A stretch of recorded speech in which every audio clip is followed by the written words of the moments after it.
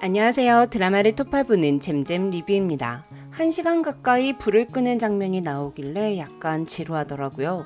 그런데 웬걸 드라마가 끝나기 5분 전부터 급발진한 지리산 8회.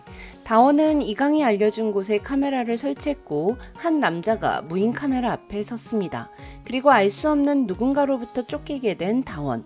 정체를 알 수 없는 사람은 요구르트가 든 지퍼백을 가지고 이다원에게 접근했고 두려움에 떨던 다원은 남자의 얼굴을 보자 여긴 어쩐 일이냐며 미소 지었는데요. 그 남자는 레인저 마크가 붙은 남색 경량 패딩을 입고 있었으므로 국립공원 직원이라는 걸 알 수 있죠.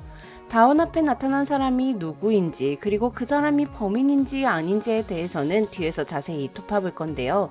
그 전에 한 가지만 먼저 말씀드리자면 무인 카메라 앞에 섰던 남자가 입은 점퍼와 다원 앞에 나타난 남자가 입은 패딩이 디자인이 다릅니다. 손목 부분 디테일과 패딩의 재질이 다른 거 확인되시죠? 즉 다른 두 명의 남자가 다원에게 접근했다는 건데요. 그 전에 다원에게 닥친 위험부터 살펴봐야 할 것 같아요. 지리산을 기절한 듯 누워있던 현조의 영혼. 사람들 일을 방해하는 귀신이나 악기가 움직이지 않는 손 없는 날이라서 그런 건 아닐 테고 다원 앞에 등장했을 때 무전기를 잡으려고 안간힘을 쓰며 노력하다가 잠이 든 상태로 빠지는 바람에 기절해 있던 현조의 영혼은 갑자기 눈을 떴고 다원의 환영을 보게 되었습니다. 다원의 이름표와 얼굴이 보였고 무언가에 놀란 듯한 다원이 뒤로 넘어가는 것 같았는데요. 그리고 장갑을 낀 손이 다원을 향해 있는 장면이었죠. 다원이 이강을 돕기 시작하면서 범인은 다원의 행동에 의심을 품고 접근하기 시작한 것 같습니다. 우리 일이 원래 위험하잖아요 라고 말하던 현조처럼 다원도 같은 말을 했고 이강은 현조를 생각하며 다원에게 우리 일이 원래 위험한 데서 살아 돌아오는 거야 라고 했는데요. 다원을 보며 현조를 떠올리는 이강의 모습을 보니 현조와 동일시된 다원이 현조처럼 위험에 처하고 죽게 될 수도 있겠다 싶더라고요. 범인은 다원이 왜 비번날 비법정 탐방로에 무인 카메라를 설치하고 다니는지 궁금했고 미행했던 것 같습니다. 그리고 자신이 범인이라는 결정적인 증거를 들켜 다원을 죽이려는 계획을 짠 것 같은데요. 그렇다면 다원 앞에 나타난 이 남자는 지리산 살인사건의 범인일까요? 이 패딩을 1회부터 입고 나온 사람이 있습니다. 바로 조대진과 정구영입니다. 2020년 회의를 하는 장면을 보면 조대진과 정구영 둘 다 남색 패딩을 입고 있어요. 물론 7회에서 2019년 지리산 레인저 한축전 장면에서 레인저들 거의 모두 이 패딩을 입고 있었으니까 패딩만으로 다원 앞에 나타난 사람을 확신할 수는 없습니다. 대신 이 남자가 들고 있는 지퍼백에 들어있는 야구르트를 보면 등장한 인물이 누구인지 유추해 볼 수 있는데요.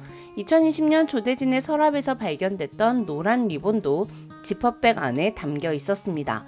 그리고 다원 앞에 나타난 남자가 갖고 있는 야구르트도 더러운 지퍼백 안에 들어 있었어요. 누군가에게 먹여서 죽이기보다는 산에 놓여 있는 야구르트를 해수해 왔다는 게 더 잘 어울려 보였는데요. 보통 범행에 사용된 물건 또는 증거들을 경찰들이 지퍼백 안에 보관하는 장면들이 나오잖아요. 조대진도 증거로서 노란 리본과 야구르트를 모으고 있는 것 같아요. 9회 예고를 보면 유리창에 16일 금요일, 17일 토요일에 조대진이 비번이라고 적혀 있습니다. 비번인 사람과 산속에서 마주쳤으니 다운이가 여긴 웬일이세요? 라고 말할 수 있겠죠. 9회 예고를 보니 다운이는 실종이 된 것 같은데요. 정구영은 대장님 계속 연락이 안 되는지 물었습니다.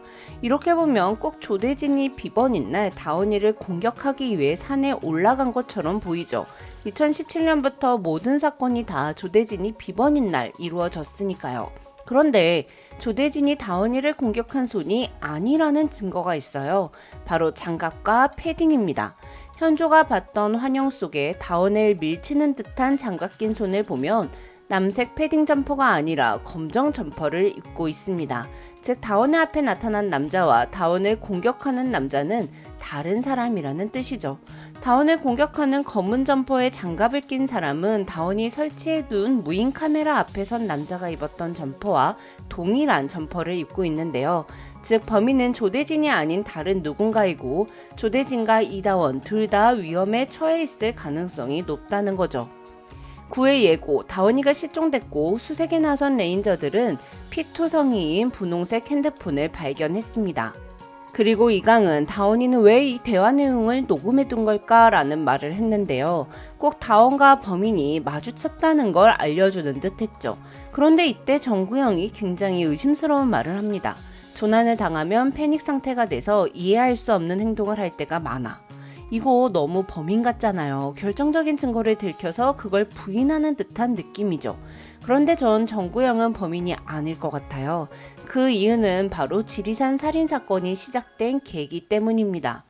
사회가 방영되고 나서 올린 리뷰에서 1995년 수해 때 희생됐던 사람들 중 해동마을 민간 의용대 사진이 수상하다고 말씀드렸어요. 2017년부터 이루어지고 있는 지리산 살인사건은 1995년 수해 사건과 연관이 있고 범인은 해동마을 민간 의용대였던 사람들의 자녀 또는 식구들이고 최소 3인 이상으로 된 집단일 거다라고 말씀드렸죠. 사회 리뷰를 올린 이후 5회에서 지리산 살인사건 범인 중 한 명인 이세욱의 노트에 적힌 희생자들의 이름이 나왔습니다. 그 중에 이종구, 최일만, 김진덕 이 세 사람의 이름이 이 사진에 적힌 이름과 동일합니다.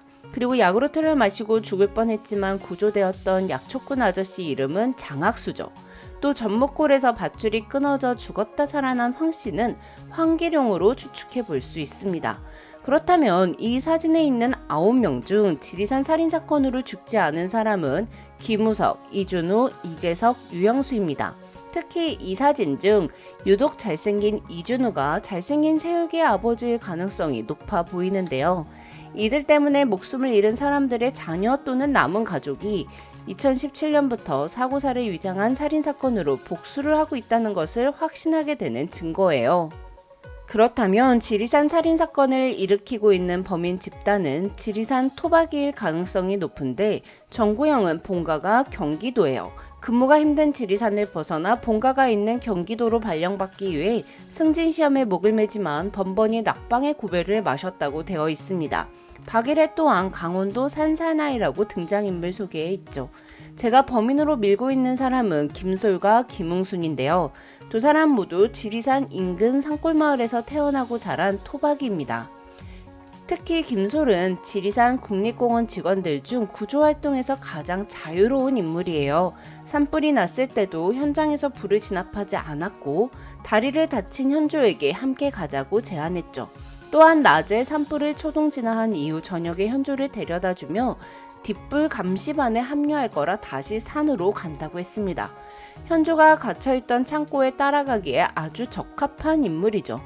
김솔과 김웅순이 범인일 것 같은 더 자세한 이유는 각각 3회와 7회 리뷰에 나와 있으니 이 영상도 꼭 봐주세요. 물론 제가 한 추리가 틀렸을 수도 있어요. 내피셜은 내피셜일 뿐이니까 재미로 즐겨주시고 여러분들의 의견도 댓글로 남겨주세요. 함께 이야기 나누면 좋을 것 같아요. 지금까지 드라마를 톱파보는 잼잼 리뷰였습니다. 감사합니다.